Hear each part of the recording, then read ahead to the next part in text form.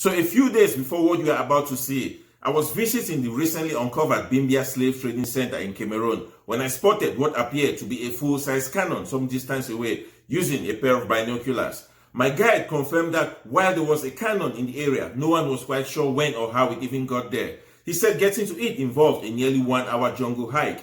I did not feel much like hiking, so a few days later, I hired some local boaters from the nearby fishing town of Limbe to take me to the Bimbia coast to search for the cannon. The thing is, even though these boaters had been living in that area their entire lives, they had never even heard of the cannon. So we searched several possible coastal areas where we speculated we may have spotted it, but no luck. I was getting nervous because we were running out of daylight and petrol, but after nearly an hour, we hit the Holy Grail, and there it was in the flesh. It was remarkable. I mean, this was history in its rawest form.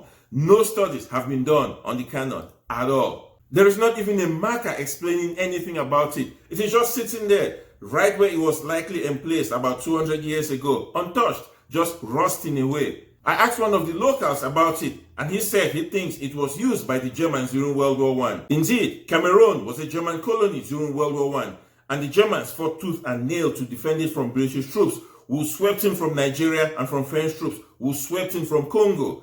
But this gun obviously predates anything the Germans may have used in World War I. It even predates anything they may have used during their conquest of modern-day Cameroon in the 1880s. So this is my theory of how this gun got here. And if you have an alternate theory, or if you happen to know anything about this gun, please, by all means, share.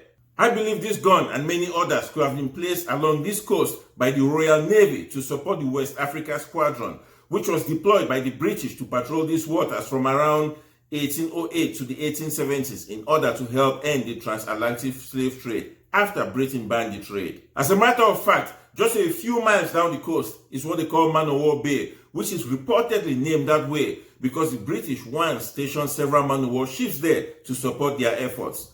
Cannon like this would have been very useful not only in discouraging slave ships, but also in shooting back at slave ships, which sometimes bombarded coastal villages that were reluctant to partake in the slave trade, like they did with Calabar, which is just along this coast in modern-day Nigeria. During that entire period, the British imposed what they call the blockade of Africa, where they boarded and searched both British and foreign ships alike to make sure they were not exporting slaves.